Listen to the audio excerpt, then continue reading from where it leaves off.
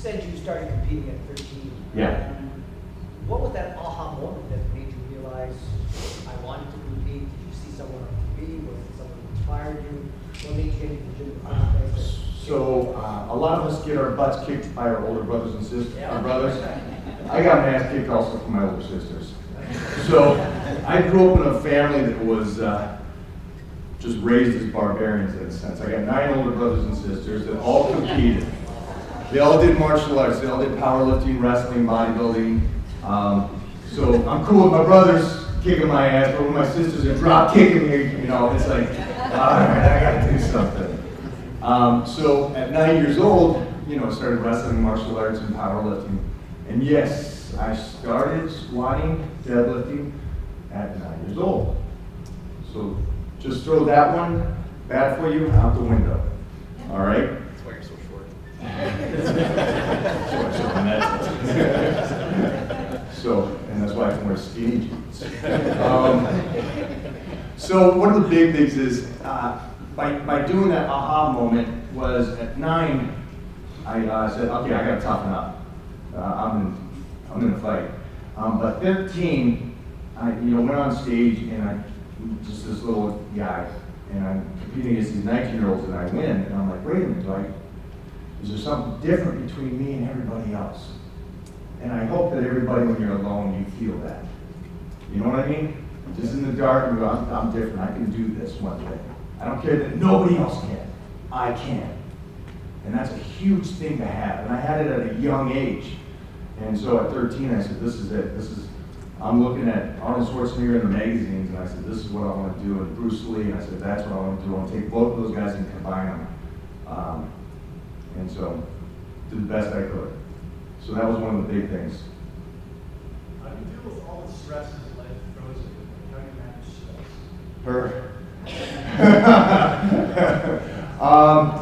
It throws it at you, but again, it goes right back to my foundation. I always, in life, obviously, I've dropped and I've been hit hard.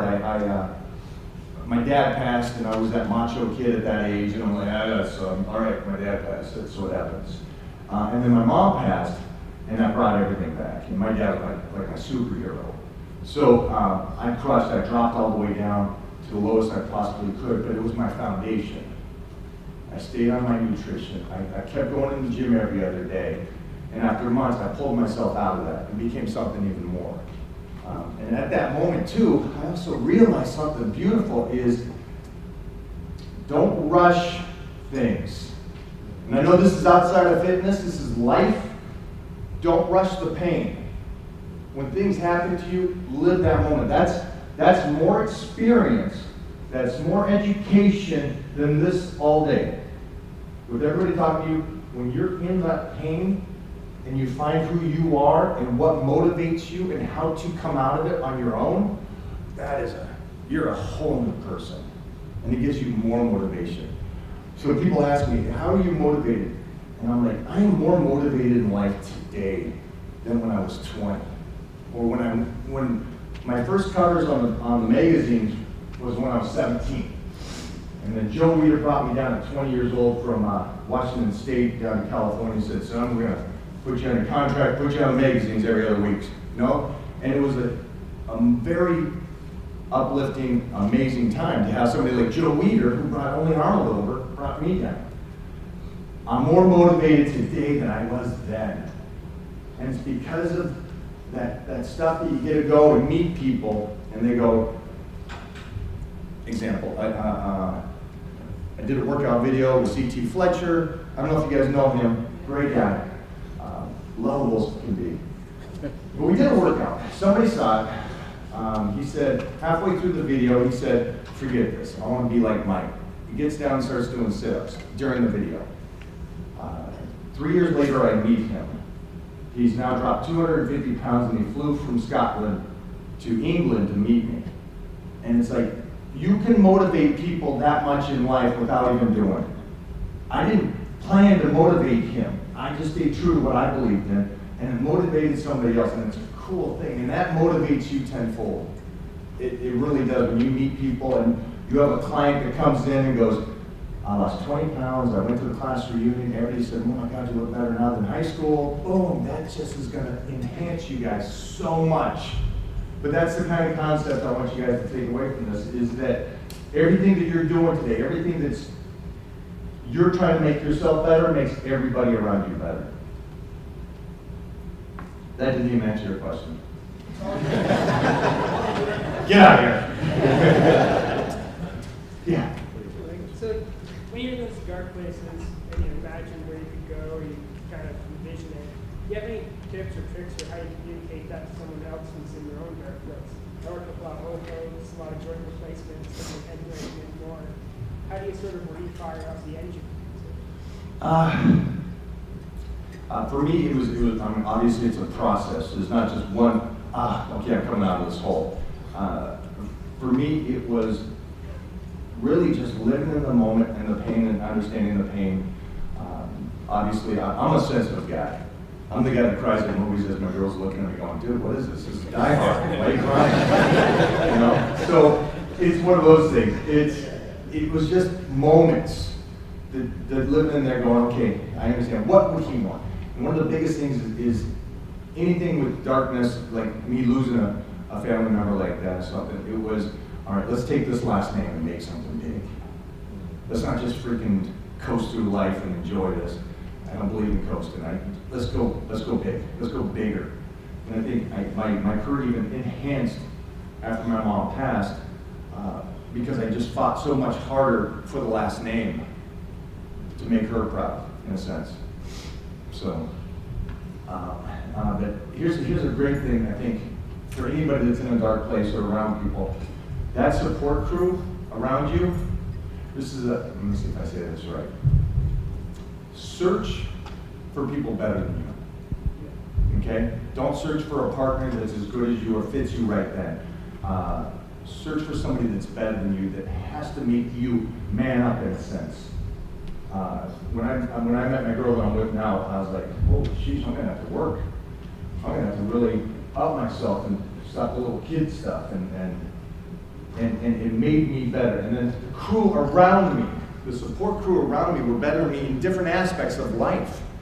And so when I dropped again, they helped pick me up and took me to a higher level. And then also when you are doing good, they motivate you to do things outside your realm.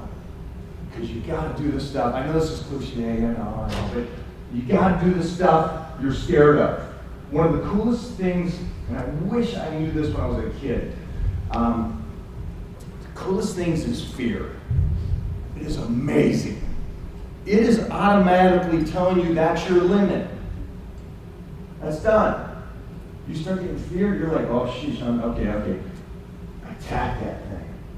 Because you know for a fact that's your level. Go above it. Is one of the things is anytime, the first time I did American Gladiators, it's a blink of an eye. Because it was about going out and never losing. Now, I was that American Gladiator. When I finished my whole career with Gladiators, I was undefeated. But as a kid, I went in there going, this is what it's about. First of all, I'm in spandex on TV. That's just, as a baseball head, you know. So one of the big things is I was all about winning as a kid. I wanted to win the martial arts tournaments, the powerlifting, the universe. I was so focused on that instead of the moments. All right? And then it's gone. As the fear of me losing and all that left, and I just lived in the moments, oh my God. It is a different world. You're still a savage of wanting to compete, but you're living in the moment and enjoying it. It's tenfold. It really is. Because by the time I got on the Gladiators again, or competed again, or go against other guys in lifting, I'm just in it for the battle and the fun of it. And you do so much more, and you just grow as a person, and you actually do better because you're not so tense, you're not so tight. I'm not doing my straight down, you know. I'm relaxing a little bit, throwing it up there. That's the difference. All right. Questions? Okay, I'm stuck on this getting up at 3 a.m. Okay. All right. Getting up at 5. So it started because I did paper routes when I was a kid. And I had to do it before school. And I was diagnosed with dyslexia way too late. So one of the big things is I would take that aggression, because what they did was I started skipping grades. They go, oh, this kid's a genius. I miss phonics and this and that. And they didn't realize I was figuring out things in a different way compared to reading and writing. And so then they go, no, the kid's an idiot. And they threw me in special ed, and I'd say, oh. So every morning I would get up, and it changed over the years, obviously, but it was training to get ready for school. As such a young kid, I needed to be ready. And it never changed. And when I go to a gym today, that many years later, I'm still that little 10, 11, 13-year-old kid walking in going, I get to do this? Are you kidding me? This is badass. So that's why it started. And it never went away because of this. Would you ever miss a workout at 4 in the morning? Besides being tired? That's it, right? I'm not really tired because I know that this is what I love.